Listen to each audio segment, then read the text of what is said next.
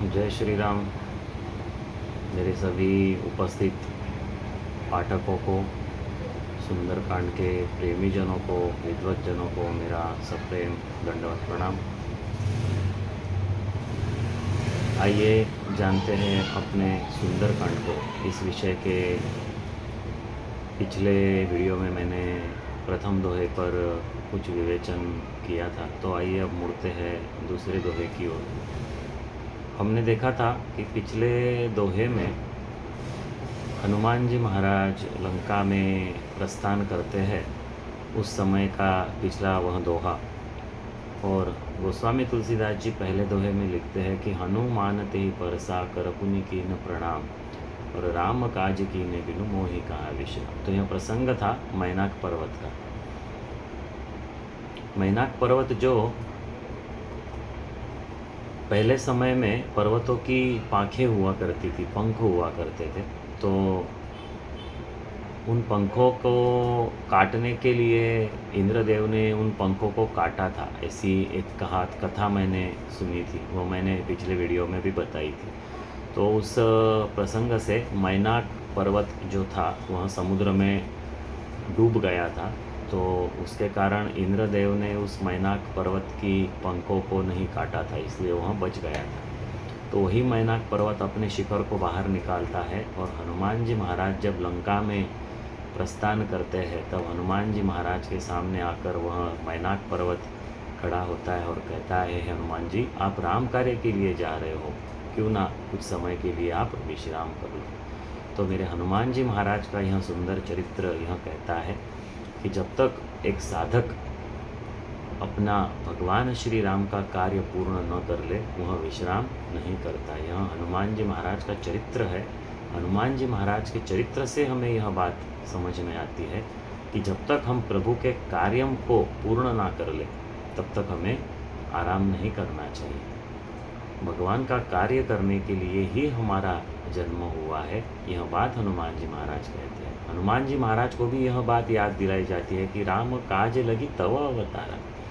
तो हम भी भक्ति रूपी सीता की खोज कर रहे हैं, भक्ति की खोज में निकले हैं। जिस प्रकार से हनुमान जी खोज में निकले हैं, हम भी भक्ति रूपी सीता को ढूंढ रहे हैं। तो जब तक हम यह कार्य पूर्ण ना कर ले हमें भी कहीं भी विश्राम नहीं करना चाहिए।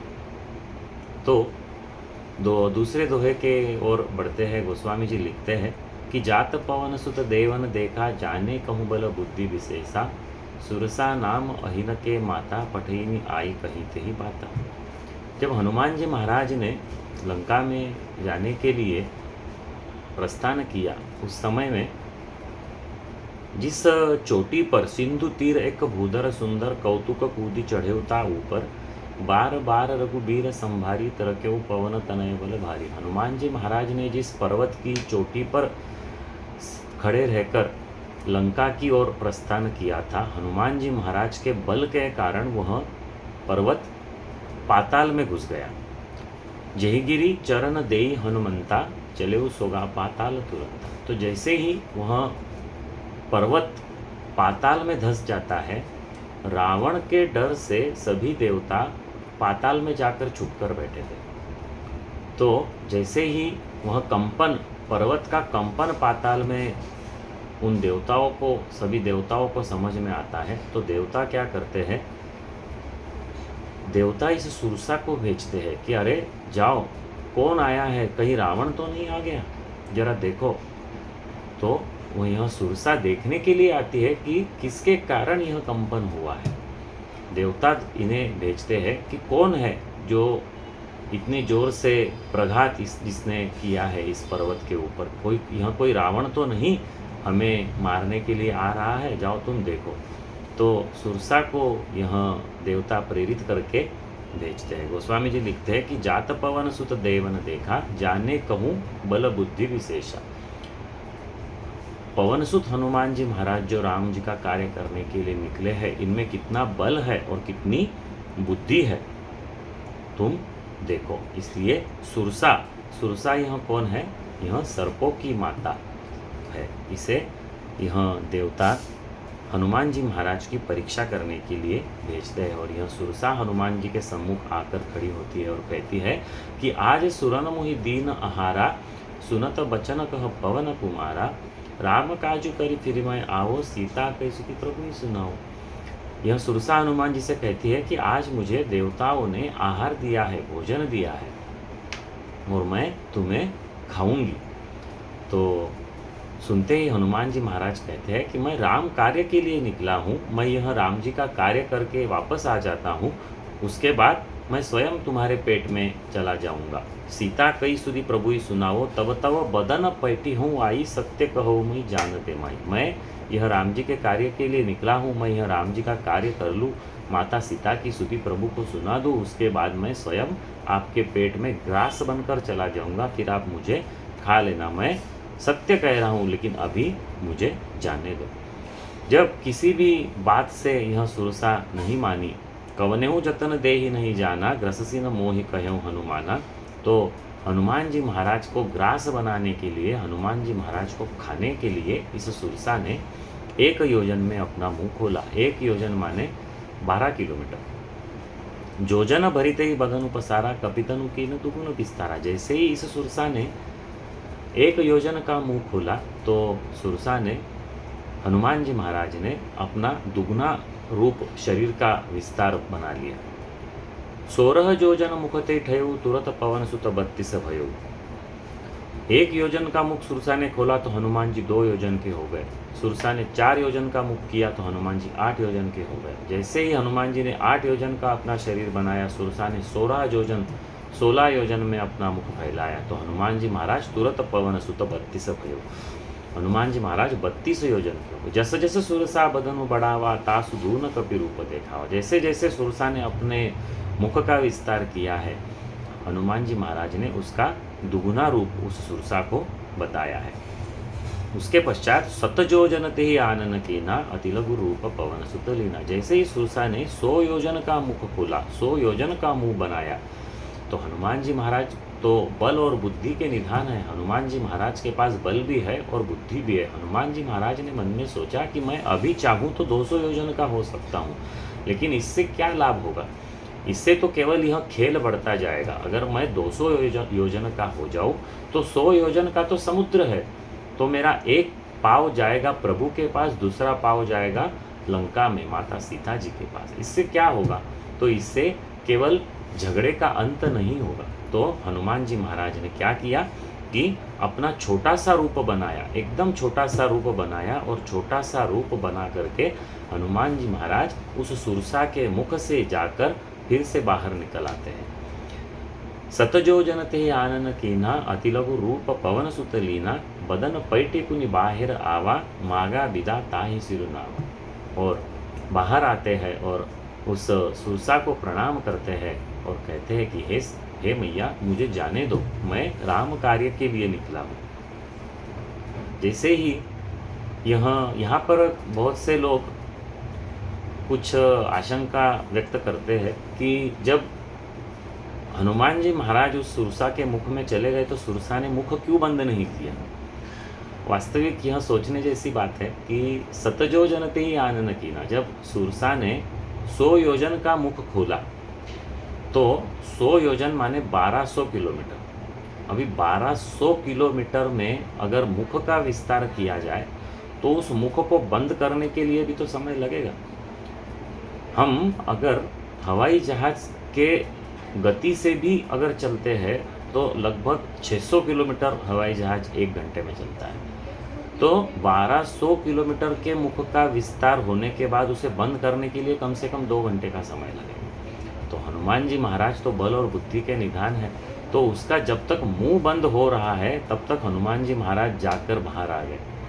और हनुमान जी महाराज प्रणाम करते हैं सुरसा को और कहते हैं कि बदन पैठी पुनि बाहिर आवा, मागा विदा ताहि सिरुनावा। उसको प्रणाम करके हनुमान जी महाराज ने विदा मांगी है, कहा है कि मुझे जाने दो, मैं प्रभु का कार्य करके फिर से आता हूँ। तो यह सुरसा हनुमान जी महाराज को कहती है कि मोहि सुरन जही लागी पठावत। मुझे इन देवताओं ने भेजा है और बुद्धि बल मरमु तोर मैं पावा। इसलिए भेजा था कि आपकी बल और बुद्धि जानने के लिए, मर्म जानने के लिए मुझे भेजा था और वास्तविक में मैं वह जान चुकी हूँ। यह सुरसा कहती है कि राम काज सब करी हूँ, तुम बल बुद्धि निदान, और आशीष दे गई सो हर्ष चलो हनुमान।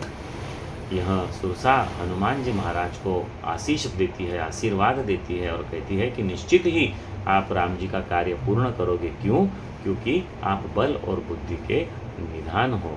ऐसा आशीर्वाद दिया है सुरसा ने हनुमान जी को, और हर्ष के साथ, आनंद के साथ हनुमान जी महाराज आगे बढ़ाते हैं। यह सुरसा जो है, यह सुरसा हमारे जीवन में, हम जब भक्ति रूपी सीता की खोज करने के लिए निकलते हैं तब हमारे जीवन में भेद बुद्धि बहुत होती है, हम कई चीज़ों में भेद नहीं कर पाते हैं।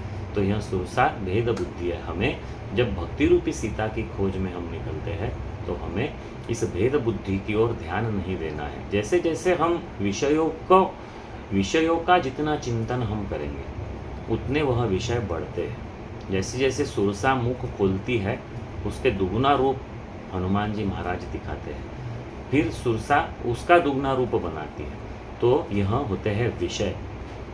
जब भी हम भक्ति के मार्ग पर चलते हैं तो यह विषय हमारा रास्ता रोकते हैं, और यह विषय के चिंतन में अगर हम लग जाते हैं तो हमारे भक्ति का विषय बाजू में रह जाता है, छूट जाता है। इसलिए एक भक्त को चाहिए कि वह विषय का चिंतन ना करे, विषय की ओर ध्यान ही ना दे, ताकि वह भक्ति के उस मार्ग से छूटे नहीं। तो हनुमान जी महाराज इस प्रकार से इस सुरसा पर विजय प्राप्त करते हैं। उसके पश्चात अगले दोहे में हनुमान जी महाराज निशिचर एक सिंधु महु रही, करी माया नभु के खग गही, जीव जंतु जे गगन उड़ाई, जल बिलो के तिनके परिछाई। हनुमान जी महाराज जैसे ही समुद्र के ऊपर से आगे बढ़ते हैं तो एक राक्षसी जिसका नाम है सिंहिका, यह सिंहिका नामक राक्षसी जो राहु और केतु की माता भी कहलाती है, राहु की माता कहलाती है यह सिंहिका।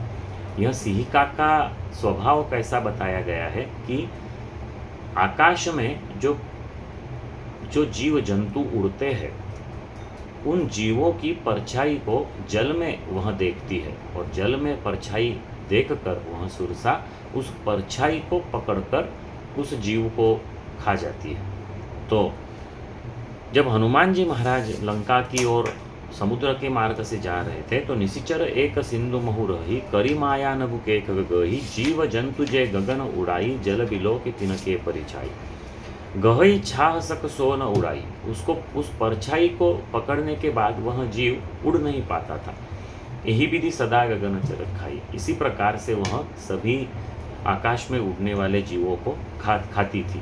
सोई छल हनुमान कह कीना, वही छल उसने हनुमान जी महाराज के साथ किया, लेकिन तासु कपटु कपि तुरंत ही चीना। हनुमान जी महाराज ने उस सिंहिका के कपट को तुरंत ही पहचान लिया, और जैसे ही उस सिंहिका ने हनुमान जी महाराज की परछाई को पकड़ा, हनुमान जी महाराज ने उस सिंहिका के मस्तक पर जय श्री राम कह के एक मुष्टिका का प्रहार किया है।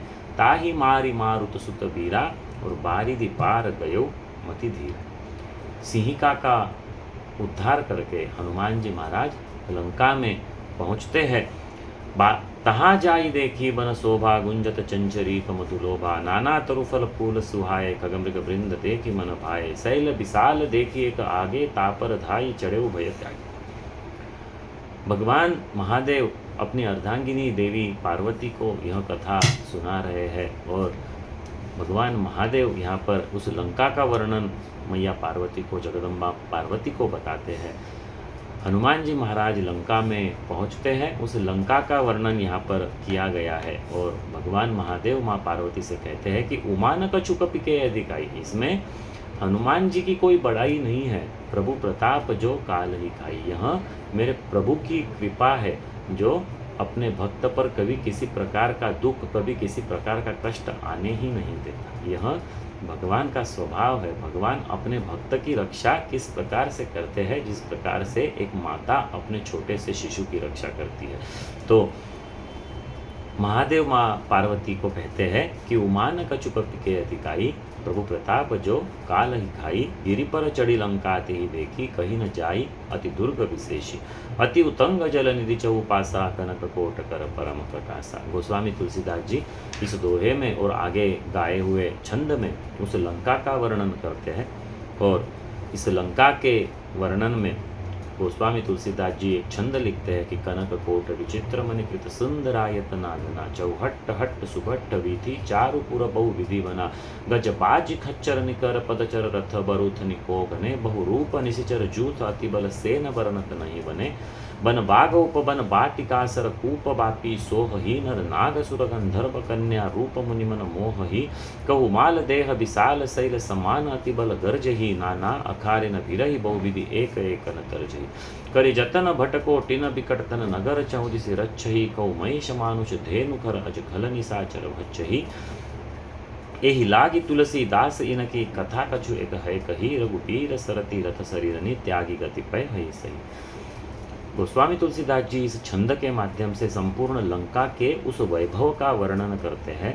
और इसके पीछे गोस्वामी जी का भाव केवल यही है कि हनुमान जी महाराज भक्ति रूपी सीता को खोज रहे हैं, तो हनुमान जी महाराज भी उस लंका के वैभव की ओर नहीं देखते हैं। हनुमान जी महाराज केवल माँ सीता जी को ढूंढने का प्रयास कर रहे हैं। तो एक भक्त जो भक्ति की खोज में निकला है, जो भक्त प्रभु की खोज में निकला है, प्रभु के राम नाम रूपी अमृत को पान करने के लिए निकला है, उस व्यक्ति को भी चाहिए कि वह भी इस संसार में बसी हुई संपत्ति को, वैभव की ओर ध्यान ना देते हुए उसका उपभोग केवल वह जीवन यापन करने के लिए ही करे, न कि अपने भक्ति के मार्ग में उस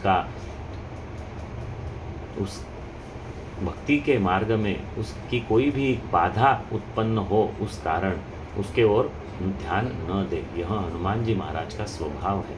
हनुमान जी महाराज भी इस लंका के वैभव की ओर ध्यान नहीं दे रहे। क्यों? क्योंकि हनुमान जी महाराज लंका का वैभव देखने के लिए वहाँ पर नहीं पहुँचे हैं। किस लिए पहुँचे हैं? तो हनुमान जी महाराज माँ सीता की खोज करने के लिए पहुँचे हैं। इसीलिए बाबा लिखते हैं कि यही लागी तुलसीदास इनकी कथा कछु एक है कही। मैंने इस लंका के वैभव का वर्णन थोड़ा सा इसलिए किया है क्योंकि जल्द ही भगवान श्री राम यहाँ पर आएंगे और अपने बाणों द्वारा इस लंका के सभी राक्षसों का वध करेंगे और वह अपनी गति को प्राप्त करेंगे। इसीलिए मैंने इस लंका के वैभव का वर्णन यहाँ पर थोड़ा सा किया है। इस प्रकार से हनुमान जी महाराज लंका में पहुँचते हैं और आगे जाकर दोहा क्रमांक 3 यहाँ पर संपन्न हो चुका है। और हम अगले वीडियो में अगले इस दोहों पर विस्तृत चर्चा करेंगे। तब तक के लिए जय श्री राम।